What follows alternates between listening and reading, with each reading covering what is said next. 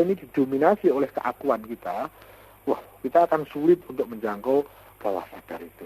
Tetapi manakala kita lebih didominasi dengan norma-norma, nilai-nilai dan apa ya, aroma-aroma ketuhanan, nah itu akan otomatis nanti akan membuat kita ini menjadi satu antara spiritual dengan materialnya, termasuk penghantar dari spiritual kepada material itu adalah bawah sadarnya, dan bawah sadar itu menggunakan sadar berpikir dalam bentuk logika formal maupun dalam bentuk hal yang lebih serius dalam dunia rasional.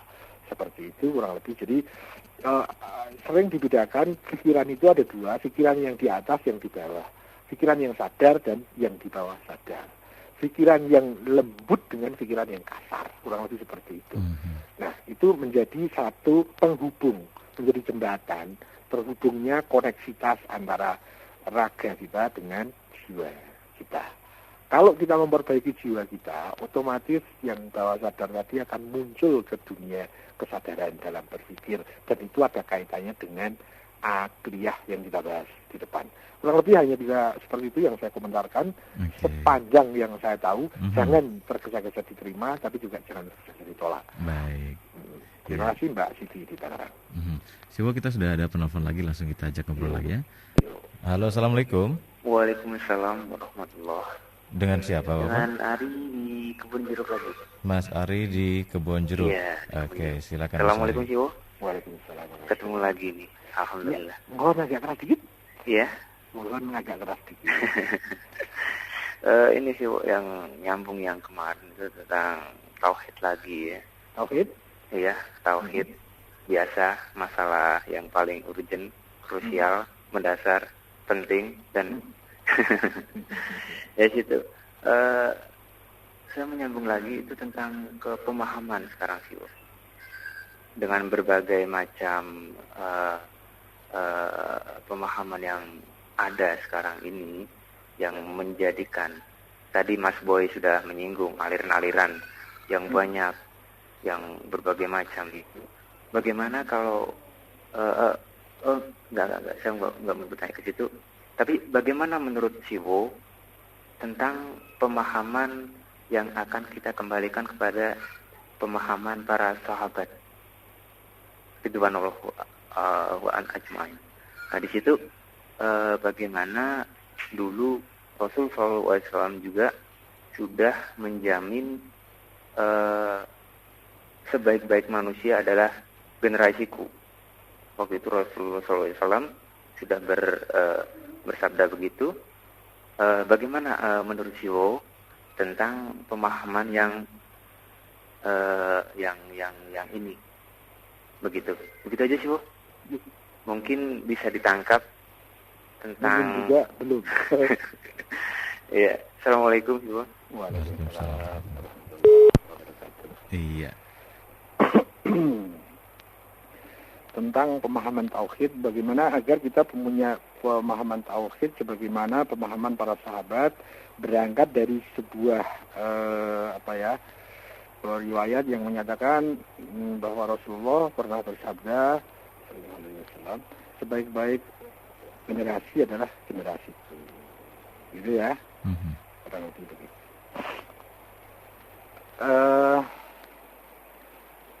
Saya bermaaf, teknis lagi akhirnya. Pertama, di sini ada istilah sahabat. Tolong Mas Ari di Kebun Jeruk didefinisikan dulu tentang apa sih yang dimaksud sahabat itu. Ya, ada yang memahami sepanjang eksplorasi dan pengalaman saya dalam pembelajaran, ada yang memahami sahabat itu seluruh orang Muslim yang hidup sezaman dengan Rasul. Ada yang memahami itu yang disebut sahabat. Tetapi ada lagi yang mungkin lebih hati-hati, dia menyatakan, nggak bisa dong, kan orang Muslim juga di waktu itu ada juga orang Muslim yang munafik. Ada orang Muslim yang buruk, ada orang Muslim yang melanggar. Apakah itu juga masuk ke kriteria sahabat? Misalnya begitu. Nah, jadi nanti ada sahabat adalah orang Muslim yang sezaman dengan Rasul, dengan catatan dia tidak buruk, dia tidak punya perangai ini. Walhasil kemudian ada penyempitan makna sahabat. Kemudian nanti ada dipertajam lagi. Yang dimaksud sahabat adalah orang-orang yang dia disebut oleh Rasul memang sebagai sahabatnya. Yang tidak disebut ya enggak. Misalnya begini, saya tanya, Mas Ari, sahabat sampean siapa? Misalnya gitu. Kemudian dia nyebutlah nama-nama, gitu kan. Ada sih. Jadi kita harus hati-hati untuk memahami istilah sahabat. Ya. Atau misalnya ada sahabat besar, nah, ada istilah lagi kan. Jadi ada sahabat besar, berarti ada sahabat kecil dong. Nah, itu yang pertama. Kemudian yang kedua, karena Mas Ari tadi berangkat dari pemahaman bahwa sebaik-baik orang, tadi saya tulis tadi, sebaik-baik orang adalah orang-orang yang di generasiku. Mungkin maksudnya orang di sini generasi, jadi sebaik-baik generasi adalah generasiku. Tetapi saya cukup serius dalam terkait dengan riwayat-riwayat seperti ini, gitu. Yang saya tahu hingga saat ini, yang saya ingat juga hingga saat ini, meskipun saya sebelumnya memahami seperti ini, tapi kemudian setelah saya agak lebih cermat di situ, itu kalimatnya bukan generasi, Mas. Tapi kurun. Khairul kurun qarni. Jadi sebaik-baik kurun itu kurunku. Jadi terkait dengan waktu, bukan terkait dengan orang. Nah, nanti ada riwayat-riwayat lain, ya saya tidak tahu persis kesahihan riwayat itu, tetapi saya lebih condong ke riwayat-riwayat yang akan saya sebut itu. Berdasarkan tentu keterbatasan cara berpikir saya. Misalnya begini,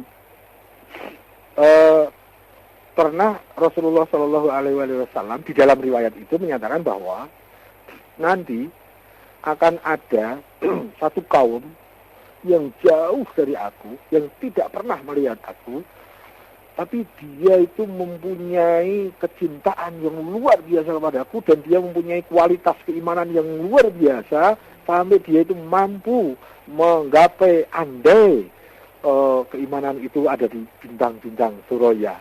Misalnya seperti itu. Nah, ada sahabat yang bertanya, bukankah kami sebagai sahabatmu selalu bersamamu, selalu membelamu, dan masih adakah lagi orang yang lebih baik dari kami? Dan dalam riwayat itu dinyatakan, mereka itu yang disebut di depan tadi, dibandingkan kalian, itu 40 kali lebih baik dari kalian. Nah, ada riwayat yang seperti itu. Saya tidak mengerti ya, Mas Ari, mana riwayat yang lebih sahih. Saya tidak tahu tentang itu. Cuma saya menggunakan cara berpikir saya, antara lain saya punya kaidah dalam berpikir itu bahwa kesempurnaan itu selalu ada di belakang, bukan di depan. Jadi, kalau terkait dengan generasi manakah yang akan terbaik? Justru generasi yang paling belakang, yaitu generasi yang sempurna. Karena kesempurnaan itu di belakang. Ya tidak ada namanya kesempurnaan itu di depan, kecuali yang memang sudah maha sempurna. Dia tidak butuh proses lagi untuk menyempurnakan dirinya. Tetapi manakala sesuatu yang dia untuk menuju sempurna itu butuh proses, maka pasti kesempurnaan itu di belakang, tidak di depan. Itu logika salah satu cara berpikir saya, bahwa kesempurnaan itu ada di belakang, bukan di depan. Ya. Seseorang itu bermula dari tidak tahu apa-apa, kemudian semakin tahu, semakin sempurna. Alam juga, dari alam rahim ke alam dunia, ke alam barzah lebih sempurna lagi, ke alam akhirat lebih sempurna, dan seterusnya. Sehingga generasi juga kesempurnaan itu semakin ke belakang. Bukan, kalau saya pernah punya juga sih pemahaman yang seperti ini, bahwa generasi terbaik adalah generasi sahabat, setelah itu tabi'in, setelah itu tabi'in, kemudian sampai kepada mutaakhirin gitu ya. Tapi kemudian saya berpikir, loh kalau begitu ya semakin lama mutu Islam semakin hilang dong. Sehingga kan sampai dengan cara berpikir seperti itu sampai kemudian mempunyai akibat. Loh, mana mungkin ada sekarang itu ada orang yang sehebat sahabat misalnya. Mana mungkin ada sekarang itu ada orang yang sepandai di zaman sahabat dulu. Sampai seperti itu. Tapi setelah kemudian pemahaman saya berubah karena mempunyai satu dasar berpikir yang tadi bahwa kesempurnaan itu di belakang, itu sangat memungkinkan ada orang-orang sekarang yang lebih bermutu dibandingkan mutu orang-orang di zaman Nabi, karena kesempurnaan itu di belakang, bukan di depan. Jadi kalau kita mau mencari kesempurnaan Islam, jangan dulu, nanti fondasinya betul sudah ditanamkan oleh Rasulullah SAW. Rasul sebagai wakil Tuhan yang sudah menyempurnakan fondasi semua yang dibutuhkan kepada kesempurnaan ya. Tetapi dalam makna generasi, dalam makna kaum, dalam makna umat, itu yang saya pahami bahwa kejayaan kebenaran, supremasi kebenaran, kesempurnaan generasi, kesempurnaan kaum, apalagi kesempurnaan umat itu di belakang. Nanti, bukan sekarang, bukan kemarin. Gitu. Nah, sehingga saya menatap sangat optimis bahwa kebenaran itu akan tegak nanti. Tapi kalau dengan cara berpikir saya yang dulu bahwa generasi terbaik sahabat, kemudian di bawah itu tabi'in, di bawah itu tabi'in, yang terburuk mutaakhirin. Sekarang ini adalah zaman yang sudah amat buruk, sehingga ya makin lama makin buruk dong. Terus di mana bentuk kesempurnaan itu? Jadi nggak bakal bisa kita nyari mana Islam yang sempurna, gitu kan? Saya punya pengalaman dua cara berpikir yang dengan kaidah berpikir yang berbeda, hasil pemikiran menjadi sangat terbalik. Seperti itu. Terus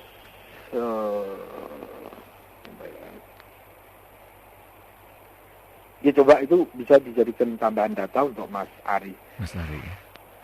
Terus tadi bagaimana agar pemahaman kita itu bisa sebagaimana pemahaman para sahabat, ya. Ya saya harus tanya dulu sahabat yang mana nih. Karena masing-masing mereka juga berbeda-beda kan tingkat pemahamannya. Meskipun ketemu seorang guru yang sama, banyak murid itu bisa berbeda pemahamannya. Bahkan dua murid dengan satu guru, karena kapasitas penangkapannya bisa berbeda-beda, sehingga juga pemahamannya juga berbeda-beda. Ya. Nah, kalau ditanyakan misalnya sahabat A, misalnya apa?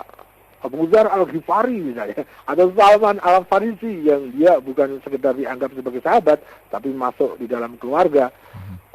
Ada dinyatakan dalam beberapa riwayat bahwa Salman Al-Farisi itu min ahlil baiti, gitu ya, termasuk dari keluarga, bukan sekedar sahabat lagi. Itu seberapa? Waduh, saya nggak bisa jawab itu.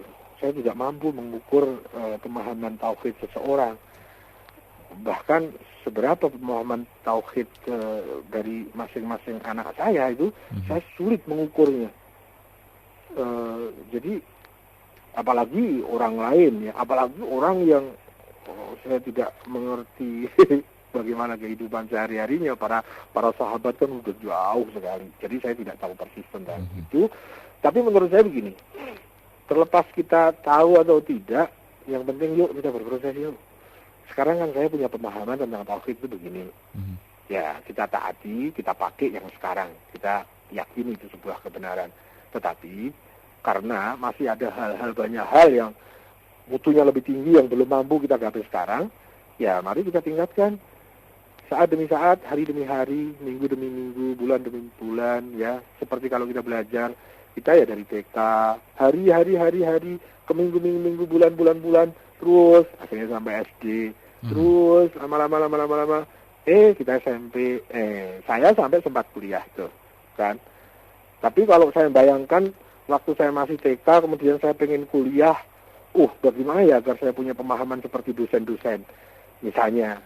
Ya, itu boleh sih, bagus itu untuk motivasi, tetapi kita harus ingat, bahwa kita masih di SMA, kita masih mahasiswa, jadi kita harus mengikuti tahapan-tahapan yang relevan sesuai tingkatan kita masing-masing. Itu saja yang terpenting. Kalau kita terlalu semangat untuk langsung bermimpi untuk bisa memahami sebagaimana yang dipahami oleh para dosen, kita nanti capek deh. Capek karena apa? Targetnya jaraknya terlalu, gap-nya terlalu banyak dengan keadaan saya sekarang. Tapi kalau kita seperti sekolah itu belajar dari hari ke hari, ada PR digarap, ada tugas dilakukan, ada pelajaran dipelajari, terus dari hari ke hari, dan seluruh problem kehidupan, seluruh kasus yang terjadi, ini semua adalah pendidikan. Mari kita itu garap PR per PR, maka tanpa terasa, tanpa harus terbebani, tapi kita bisa enjoy saja, seperti waktu kita sekolah enjoy kan? Ya, sambil berguru, sambil main-main, asal itu masih relevan kedudukan sebagai seorang murid, tidak ada masalah. Jadi kalau impian bagaimana agar tauhid saya seperti tauhidnya para sahabat-sahabat besar, itu sebuah impian yang sangat bagus, sebuah cita-cita, sebuah tujuan, sebuah raihan yang sangat bagus. Tetapi mari agar kita tidak terlalu terbebani dengan itu, kita berproses tahap demi tahap. Nanti akan ketemu deh, kita akan sampai kok pada terminalnya. Kalau tidak sekarang ya nanti, kalau nggak nanti ya besok, kalau nggak besok ya soben. Kalau nggak soben ya diteruskan toh. Nanti di alam barzah Allah yang masih maha mendidik. Di akhirat ya Allah masih maha mendidik. Allah kan nggak pernah berakhir maha mendidiknya. Jadi kita selalu dididik. Yang menjadi pertanyaan, apakah sekarang kita sudah memposisikan diri jadi murid yang baik? Itu. Atau kali kita nggak sadar kalau kita sedang dididik, jadi kita lupa sama pendidikannya. Mudah-mudahan nggak ya, dengan acara ini paling tidak mudah-mudahan bisa sedikit-sedikit deh untuk mengkais-kais ke situ ya. Ya, yang penting kita orientasi ikhtiar deh. Kita hasil apapun kan itu hanya akibat dari ikhtiar kita, dan kayaknya begitu. Saya kembali dulu deh sama Mas Sigit. Iya, baik, terima kasih Siwo. Oke, kembali saya ucapkan selamat malam untuk Anda mendengarkan melalui Mitra Mahardika Katulistiwa 102,6 FM Pontianak. Selamat malam. Dan Siwo, sebenarnya sudah ada yang menelpon lagi nih. Yuk. Langsung aja ya. Halo, assalamualaikum. Halo, assalamualaikum. Halo. Ya, halo, assalamualaikum. Assalamualaikum. Waalaikumsalam. Dengan siapa, Bapak? Dengan Mas Didi. Assalamualaikum Mas Indra. Mas Didi di mana?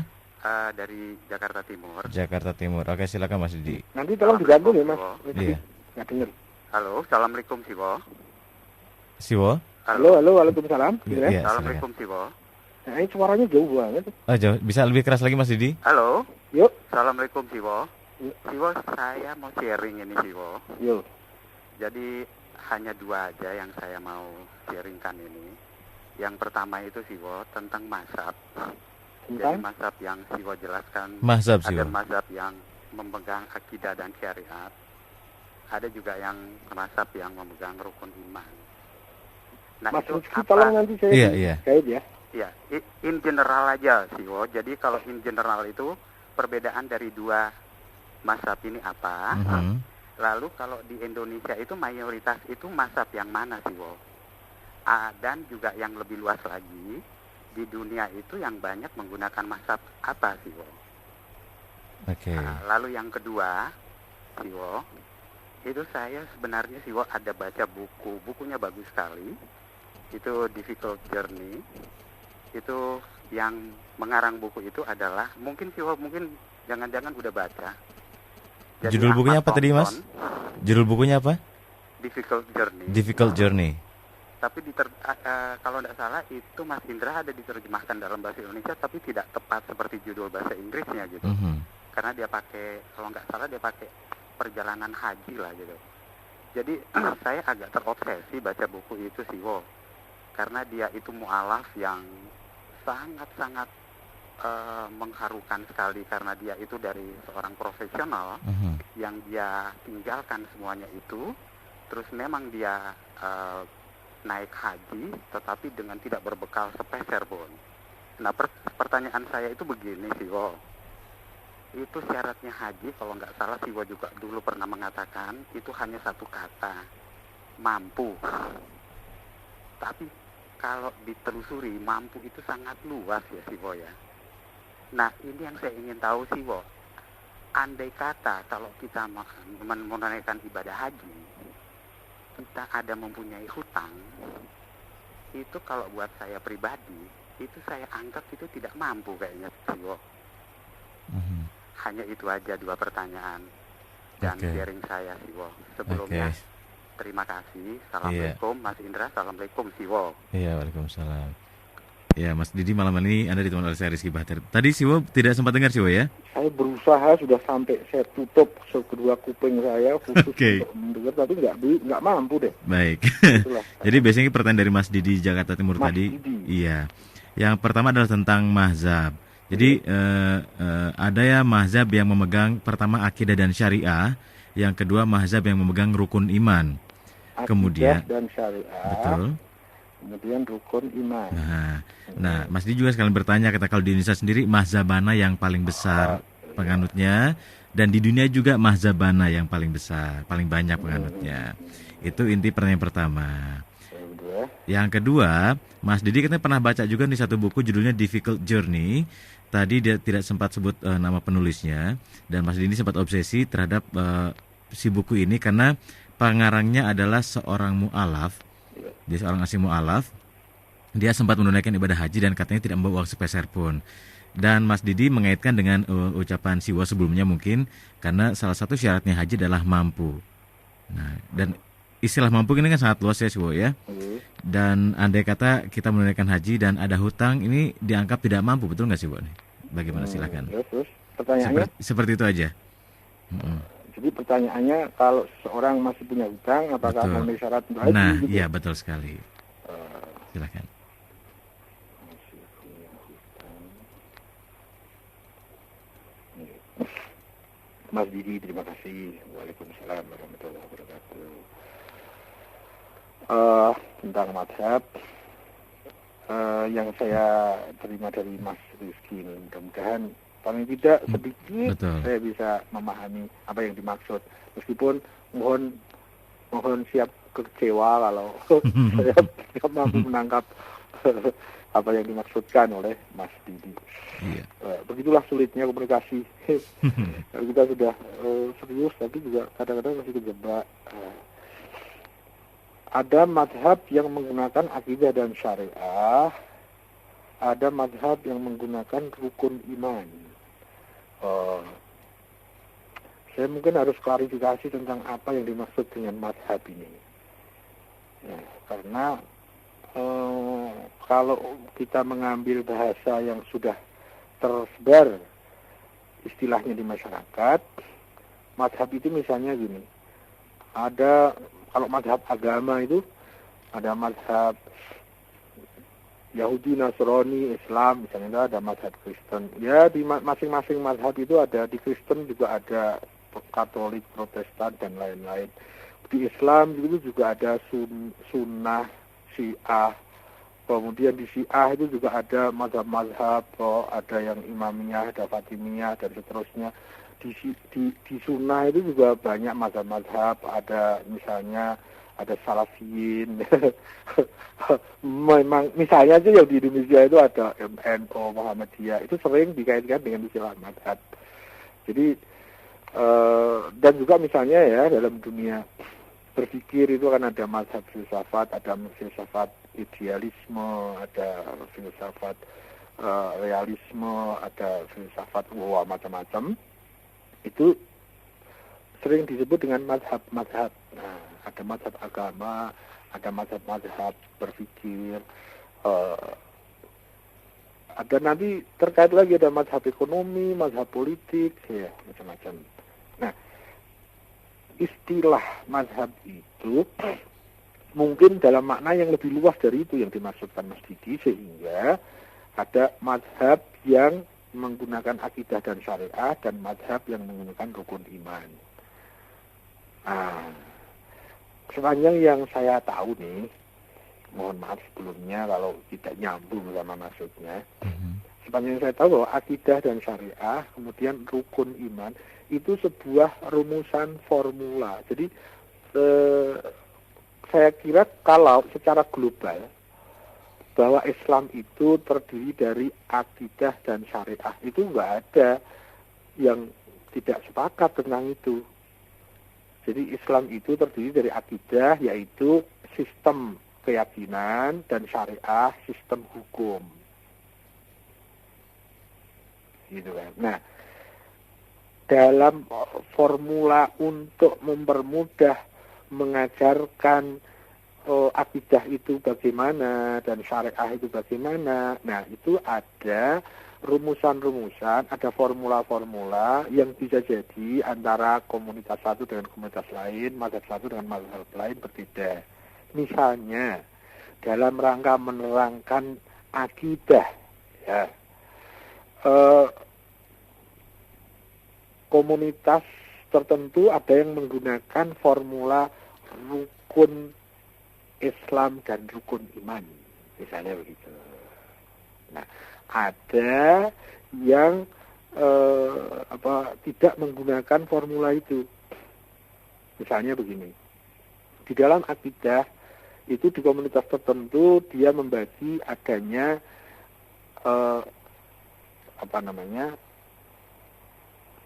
tauhid, nubuwah, imamah, al-ma'ad misalnya tentang hari akhir.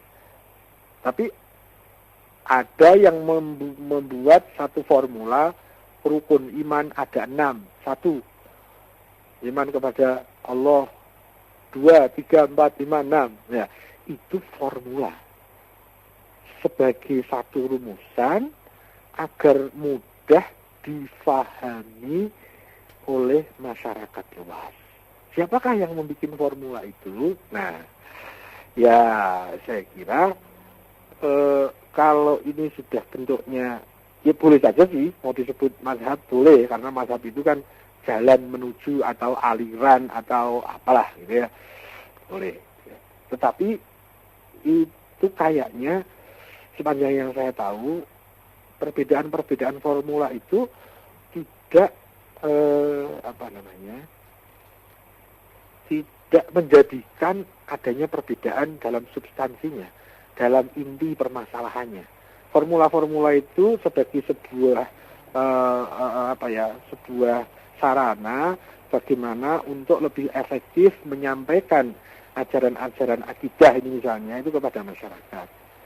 Kayaknya itu yang saya pahami. Jadi bukan sebuah aliran berpikir tertentu atau bukan sebuah. Jadi kalau kita pisahkan pada bentuk komunitas menjadi sulit ya. Kelompok mana ya yang menggunakan akidah, formula akidah dan syariah, dan kelompok mana ya yang menggunakan rukun iman. Karena itu masuk pada bagian-bagian yang bentuknya adalah sebuah sarana, formula-formula, perkakas-perkakas dalam rangka pembinaan kepada umat agar lebih mudah. Itu yang saya tangkap, yang saya tahu begitu. Tetapi bahwa Islam itu mempunyai akidah dan syariah, itu saya kira semua sepakat itu. Bahwa Islam itu ada bagian yang akidah yang mengurusi tentang sistem keyakinan. Dan di dalam Islam itu juga ada bagian yang disebut syariah yang mengurusi tentang sistem hukum. Saya kira itu semua sepakat. Nah, untuk masuk ke situ, itu ada rumusan-rumusan tertentu yang secara formula bisa jadi berbeda, tetapi sepanjang yang saya tahu maksudnya sama sih. Gitu. Ya seperti misalnya begini, ada di satu kelompok tertentu, misalnya tarekat A, dia pakai satu aturan main begini, ada tarekat B, aturan mainnya begini yang agak berbeda. Ya itu saya kira semua mekanisme sesuai dengan kebijakan masing-masing para sesepuh yang ada di situ. Kayaknya begitulah. Nah, kalau kemudian digeneralisir kayaknya sulit ya. Misalnya kalau yang ada di Indonesia, NU, Muhammadiyah, Sunni dan Syiah, apakah menggunakan formula akidah dan syariah? Kayaknya semua pakai deh. Semua pakai formula akidah dan syariah deh. Cuma betul kalau tentang formula rukun iman itu tidak setiap mazhab, setiap komunitas menggunakan formula itu. Gitu. Kalau tentang rukun iman, kalau tentang akidah dan syariah, sepanjang yang saya tahu itu di seluruh komunitas yang pernah saya tahu ya, misalnya misalnya di komunitas ya Sunni dan Syiah, NU Muhammadiyah, Wahabiyah, sampai ke bentuk apa ya, Thariqah misalnya, dan juga bahkan misalnya ya di Inqarus Sunnah, di Ahmadiyah, ada di Islam Jamaah dan lain-lain. Itu sepanjang yang saya tahu ya bukan sih, ini bukan patokan, bukan pasti saya benar apa yang saya katakan, tidak, tapi sekedar yang mampu saya tangkap bahwa semua yang saya sebut di depan menggunakan istilah bahwa di Islam itu ada akidah dan syariah. Nah, memang saya menemukan beberapa komunitas yang tidak menggunakan formula rukun iman, gitu kan. Kalau itu kan diformulakan, rukun iman itu ada 6, 1, 2, 3, 4, 5, 6, gitu kan. Misalnya begini, rukun iman itu ada 6, antara lain di dalamnya ada iman kepada kitab-kitab yang diturunkan oleh Allah. Misalnya apa? Ya ada kitab Al-Quran, misalnya gitu kan. Nah, saya pernah mendapati satu komunitas yang dia menyatakan seandainya kami merumuskan rukun iman cukup satu aja, iman kepada Al-Quran, kan sudah tercapai semua. Di dalamnya ada tentang keimanan tentang Allah, tentang malaikat, tentang kitab, tentang rasul-rasul, tentang hari akhir, tentang takdir, kan sudah ada semua dalam Quran. Jadi rukun iman satu aja, apa? Iman kepada Al-Quran. Misalnya begitu. Di kelompok yang memang tidak menggunakan formula itu. Bukan berarti kalau tidak pakai formula rukun iman berarti bertentangan dengan yang pakai formula rukun iman. Enggak lah, kita harus cermat dong dalam menilai sesuatu. Ya, tidak, kalau formulanya itu beda, berarti beda. Nanti partainya beda aja, Islamnya jadi beda. Enggak lah. Ya, itu masalah boleh. Nah, kemudian kalau generalisnya yang di Indonesia itu yang mana? Wah ya, karena masalah sebelumnya saya menjadi kurang jelas yang dimaksud oleh Mas Didi, ya saya sulit deh untuk menjawab itu. Tapi kalau misalnya pertanyaannya itu bahwa ada mazhab Sunni dan Syiah, misalnya gitu ya, itu mungkin lebih mudah menjawabnya. Nah, mayoritas yang di Indonesia itu sepanjang yang saya tahu ya mazhab sunnah, mazhab Syiah ada, tapi tidak mayoritas, jatuhnya minoritas. Sekarang nggak tahu besok, nggak ngerti. Kalau di dunia, kalau dunia saya nggak ngerti deh. Saya tidak tahu persis tentang peta global tentang mayoritas dan minoritas tentang mazhab ini. Terus ada buku-buku dulu. Ya, saya belum baca, Mas. Jadi saya tidak tahu. Tetapi kalau pertanyaan yang terakhir tadi bahwa kalau seseorang masih punya hutang, apakah dia memenuhi syarat untuk haji? Sepanjang yang satu, tidak, Mas. Tidak ya? Tidak. Okay. Jadi haji itu dalam ukuran mampu, antara lain mampu di dalam finansialnya, ya itu nggak boleh dia masih punya hutang. Berarti harus diselesaikan dulu. Bahkan kalau di samping kanan kirinya itu masih ada yang kekurangan pangan dan dia mampu membantu untuk itu, kemudian dia buat itu untuk menunaikan ibadah haji. Itu sepanjang saya baca ya dalam hukum-hukum fikih itu juga tidak boleh. Gitu. Dan yang lagi wajib haji itu satu kali. Satu kali ya? Satu kali. Bukan berarti 2 kali 3 kali nggak boleh, bukan berarti gitu. Tetapi ya kita harus mempunyai agenda skala prioritas deh, kurang lebih seperti itu. Mana yang kira-kira menurut asas manfaat dan asas-asas primer sekunder, mana yang harus didulukan. Ya kayaknya begitu. Tapi saya tertarik juga ya dengan buku tadi, apa ya? Difficult Journey. Nggak ngerti sih, saya belum baca sih. Judulnya kata Difficult Journey sih. Wah, saya itu pemalas. Jadi ya gitu jadinya. Orang lain udah tahu, saya belum. Oke. Baik, Siwo, sebenarnya kita sudah masuk ke penghujung pertemuan kita di malam hari ini. Mungkin ada yang disampaikan dulu kepada Magic Listener, silahkan.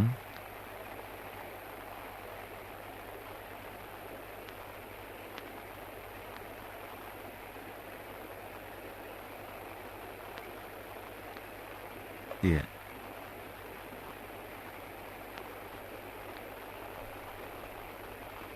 Halo. Baik. Siwo? Yuk, sama sekali nggak nyambung. Oh, nggak nyambung. Sama baik. Sekali. Ya, kita sudah sampai kepada penghujung acara di malam hari ini sepertinya. Ada yang disampaikan lagi kepada Magic Listener, silahkan sebelum kita pamit. Oh, saya pikir nggak bisa ada yang masuk, enggak kan? Enggak. Oh, makanya Sudah nggak dengar sama sekali. Monggo, silakan. Ya, kalau nggak ada yang masuk, kita tutup deh. Iya. Atau Mas Rizky mungkin ada yang mau di-sharing? Oh tidak, yang pasti terima kasih aja sih. Waktunya masih. Sudah habis kebetulan. Ya udah habis ya udah. Udah pulang. Anjir. Saya sih belum pulang sih sampai malam nanti. Di sini hujan terus loh. Di sana? Oh. Mungkin di sini masih kalau di sini masih agak gerimis sih, Wo. Di luar rumah, di dalam sini enggak. Oh. Oke, baik sih, terima kasih atas masukan sudah kita berikan di malam hari ini. Saya mohon pamit ya. Iya, baik. Menurut Magic Listener, beserta seluruh staf dan kebesaran maka semoga kalian diberkahi, semoga kalian mampu berproses menuju kesejatian diri. Amin. Terima kasih atas partisipasinya, mohon maaf ada segala kekurangannya dan semoga tidak memuaskan sehingga kita akan masih sambung pada sharing-sharing yang lain. Kalau kita masing-masing masih hidup ya. Iya sih. Dan saya mohon pamit. Iya. Semoga kita dipersaudarakan dalam kebenaran dan berkah. Ini topik walidayah. Wala haula wala quwwata illa billah. Assalamualaikum warahmatullahi wabarakatuh. Waalaikumsalam warahmatullahi wabarakatuh. Terima kasih Siwa Agus Hidayat dan selamat malam. Iya, baik Magic Listener, demikian tadi berproses menuju kesejatian diri bersama Siwa Agus Hidayat yang bisa Anda simak setiap Kamis malam pukul 20 sampai dengan pukul 21:30. Dan Rizky Bahtiar masih akan bersama Anda sampai dengan pukul 24 tengah malam di program Song for Your Request. Jadi jangan kemana-mana, tetap di Rema 105.8 The Magic of Jakarta.